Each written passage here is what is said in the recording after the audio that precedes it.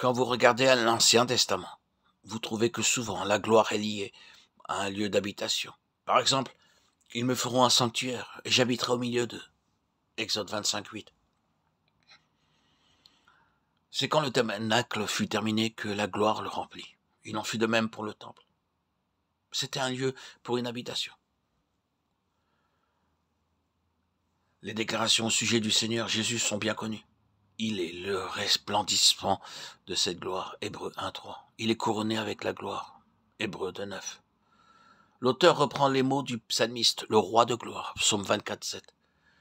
Nous avons aussi les paroles de Paul aux Corinthiens, le Seigneur de gloire. 1 Corinthiens 2:8.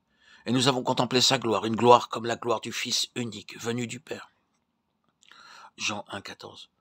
Ensuite, il est allé vers le Père, et l'Esprit de gloire, comme Pierre appelle le Saint-Esprit, a été envoyé pour résider dans l'Église. L'Église devient maintenant le lieu d'habitation de la gloire, c'est-à-dire, en nous rappelant la signification de la gloire, le lieu d'habitation de la satisfaction de Dieu, parce que c'est le lieu d'habitation de la nature de Dieu. La justice est là. Justice de Dieu par la foi en Jésus-Christ. Romains 3:22. Elle est là dans l'Église.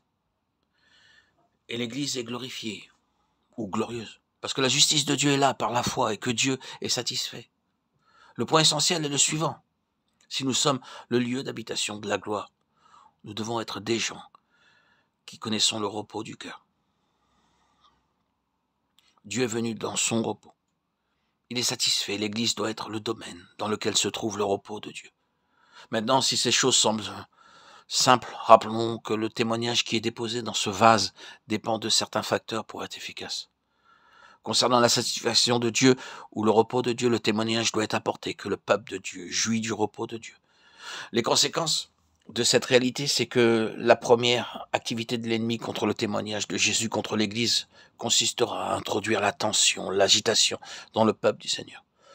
Tous ceux qui sont las, accablés, doivent trouver le repos quand ils viennent parmi les enfants de Dieu. Et nous contredisons la signification même de l'Église quand nous perdons notre repos du cœur. C'est très important. C'est un aspect de notre évangile, une partie de ce que nous annonçons. Si nous sommes réellement dans l'expérience en proclamant ce repos, c'est-à-dire si ce n'est pas simplement entendu mais vécu, ce sera une chose extrêmement efficace.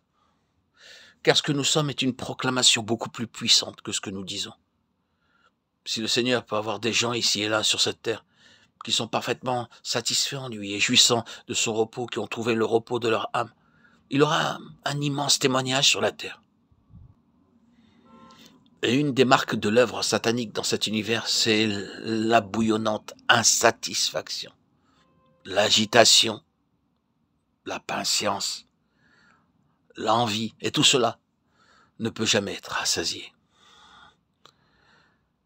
L'évangile de la gloire commence dans le lieu où se trouve la gloire. La gloire signifie que Dieu est satisfait, que Dieu a son repos, et que nous sommes entrés dans ce repos.